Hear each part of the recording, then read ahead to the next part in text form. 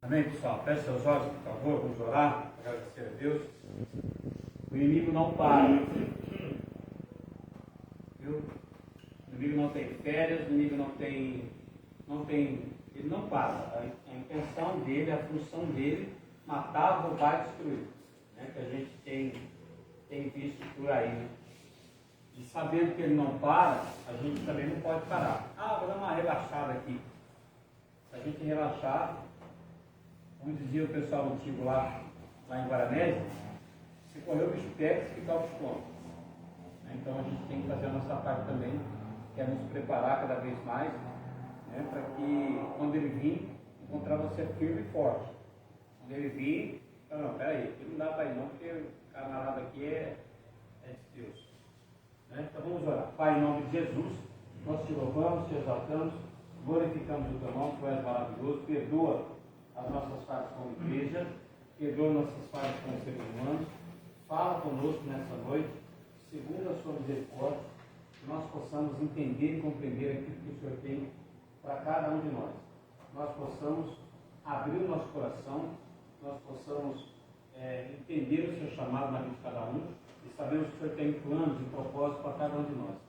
Então nós te pedimos nessa noite, Senhor, em nome de Jesus, alcança nossos familiares, aqueles que estão lá nas nossas casas, também orando por nós, aqueles que precisam de algo também. Se tiver alguém enfermo aqui, que o Senhor possa curar. Se tiver alguém triste, que o Senhor traga a alegria dos céus. Nós clamamos a tua presença e te pedimos, em nome de Jesus, fala, nós precisamos da tua presença na nossa vida, no nome de Jesus. Amém? A Bíblia fala que Pedro era um dos discípulos de Jesus, e ele era um camarada que com ele não tinha conversa, ele resolvia tudo a questão do braço. Né? Ele era muito explosivo, não tinha conversa com ele, ele resolvia as coisas tudo era um cara que era, humanamente falando, indomável, todo mundo, ninguém conseguia segurar ele. E quando ele começa a seguir a Jesus, ele foi um dos caras mais visados pelo inimigo. Porque o inimigo, gente, ele sabe do propósito que Deus tem na sua vida. Ele sabe que se ele conseguir impedir o operar de Deus na sua vida, ele vai alcançar o objetivo dele, que é matar, roubar e destruir. Lá no capítulo 14 do Evangelho de Marcos, a Bíblia diz que Pedro foi avisado por Jesus do que ia acontecer. Então vamos ler aqui. Pedro é avisado. E disse-lhe Jesus: todos vós esta noite vos escandalizareis em mim. Porque está escrito: ferirei o pastor e as ovelhas dispersarão. Mas depois que eu houver ressuscitado, irei adiante de vós para a Galiléia. E disse-lhe Pedro: ainda que todos se escandalizem, nunca porém eu. Disse-lhe Jesus: em verdade vos digo, que nesta noite, antes que o galo cante 2 vezes, 3 vezes, ele me negará. Mas ele disse: com veemência, ainda que me seja necessário morrer contigo, de modo nenhum te negarei. E da mesma maneira diziam todos também. Então, Pedro foi avisado que ele iria negar a Jesus. E a Bíblia conta que 3 vezes, antes que o galo cantasse 2 vezes, Jesus contou: 3 vezes você vai me negar. E foi o que aconteceu. Tanto é que quando ele foi preso aqui, lá na frente, a gente vai ver aqui no capítulo 14, no versículo 66, que Pedro nega a Jesus. Agora, tem diversas formas na nossa vida que a gente nega a Jesus. O fato de a gente estar numa igreja ou estar ouvindo uma palavra, isso não quer dizer que nós somos totalmente cristãos. Isso quer dizer que a gente está querendo alguma coisa. Também não quer dizer que a gente já está preparado para isso. Então vamos lá, às vezes que Pedro negou a Jesus. Olha, estando Pedro embaixo do ato, quando Jesus já estava sendo preso, chegou uma das criadas do sumo sacerdote e, vendo a Pedro, que estava se aquentando, porque estava uma noite muito fria lá, olhou para ele e disse: tu também estavas com Jesus, o Nazareno. Mas ele negou, dizendo: não conheço. Olha lá. Jesus falou para eles: não escutaram duas vezes, você vai negar. Aqui o cara tem que até mais uma vez ainda. Você estava com ele. Ele falou: não, nem conheço esse cara aí. E às vezes a gente também age dessa forma, a gente não diz com essas mesmas palavras que Pedro disse, mas no nosso modo de agir, no nosso modo de tratar as pessoas, a gente também nega a Jesus. Pedro falou: não conheço esse cara, mas a nossa atitude. Gente, a maioria de nós que estamos aqui, e a maioria de pessoas que estão em algum tipo de instituição, uma vez foi feita uma pesquisa sobre as pessoas que estavam na rua, há muito tempo atrás. E naquele tempo, já 10 anos atrás, a maioria das pessoas que estavam na rua, morando na rua, eram pessoas que já conheciam Jesus, eram pessoas que tocavam na igreja, eram pessoas que tinham um ministério e que abandonou. Então, essa é uma forma de negar a Jesus.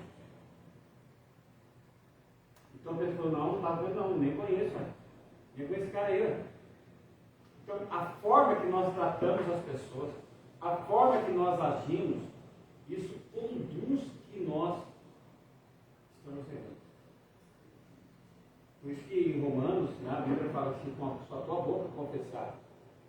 Mas quando está falando de confessar, não está falando de você ir lá na frente de alguém e falar: eu confesso. Não é nada disso. Não precisa você confessar. É as suas atitudes, a nossa forma de agir. Tem gente que fica nervoso fácil, já quer chupar o cachorro, quiser amarrar o gato. Né? A nossa forma de agir, conforme você age em certas situações, você nega ele ou você diz que serve a ele.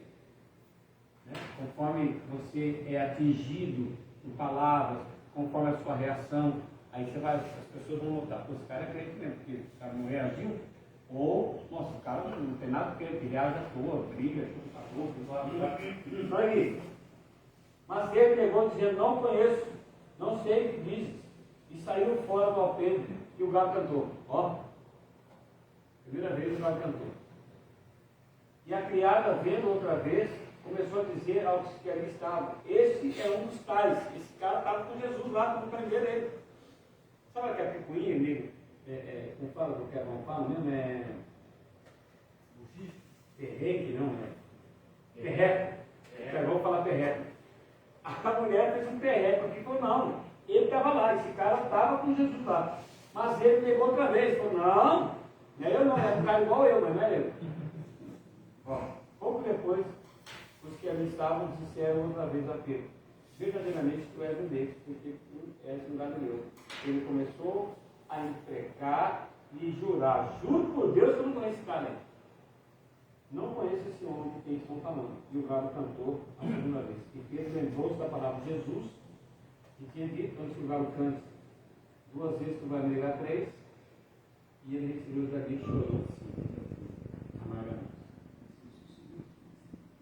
O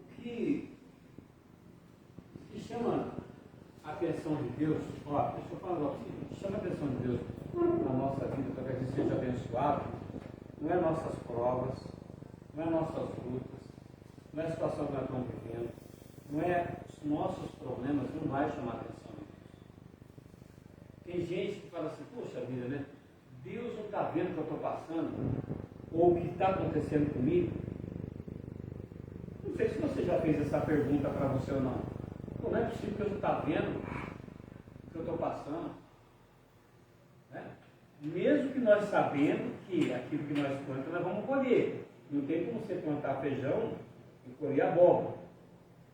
Você vai plantar feijão e vai colher feijão. Então assim, nunca passou pela sua cabeça: poxa, será que Deus não está me vendo a situação que eu estou enfrentando na minha vida? As injustiças que acontecem comigo? Porque nós pensamos assim. Por mais que nós estejamos errados nas nossas atitudes, ou nós estejamos certos na nossa atitude, A gente fala assim, será que Deus está vendo a injustiça que estão fazendo? Isso não vai chamar a atenção de Deus para a nossa vida.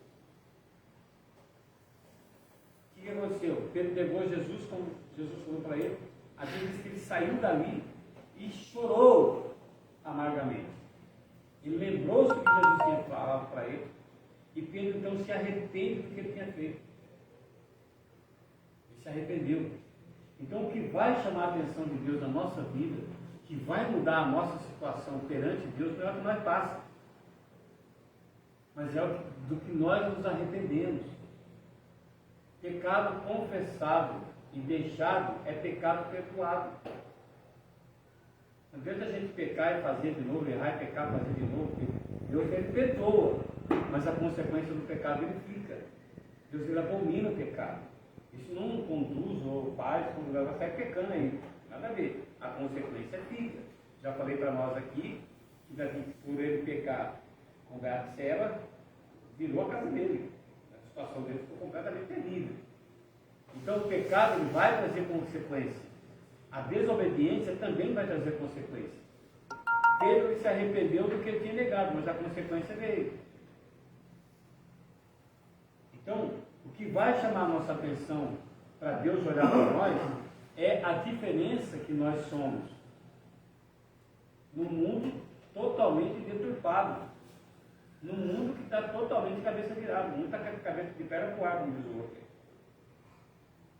É a gente andar contramão ao sistema que está conduzindo o mundo.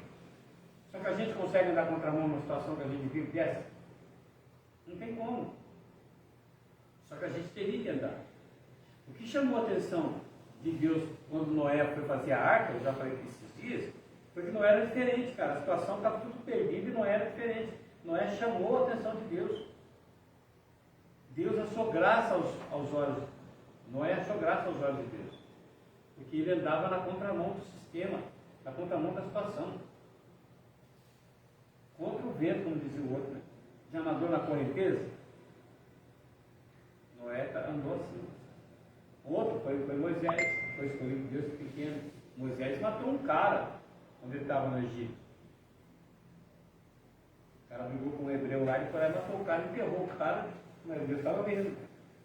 Então assim, é a forma que nós nos arrependemos, é a forma que nós perdoamos, que vai chamar a atenção de Deus para nós.